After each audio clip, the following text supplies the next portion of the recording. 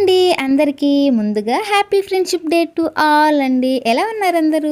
ఈరోజు శ్రావణ మాసం తొలి రోజు అండి. నేను ఇలా మా పూజ గదిలో చక్కగా దేవుడికి పూజ చేసేసుకున్నానండి. అలాగే బయట మా మా వాకిల్లో చక్కగా ముగ్గులన్నీ వేసేసుకున్నానండి. పొద్దున్నే చక్కగా ముగ్గులు వేసేసుకుని దేవుడికి పూజ చేసేసుకున్నానండి ఈరోజు.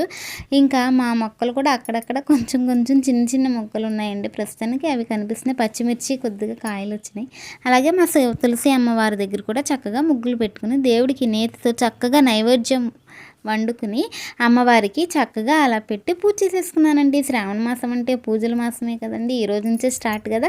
నేనైతే నాకు చాలా ఇష్టం అండి. నేను ఇలా తులసి అమ్మవారి దగ్గర కూడా చక్కగా పూజ చేసుకుని నైవేద్యం పెట్టేసుకున్నానండి. పసుపు కుంకుమ చల్లుకుని అమ్మవారికి వాటర్ పెట్టి చక్కగా పూజ చేసేసుకున్నానండి.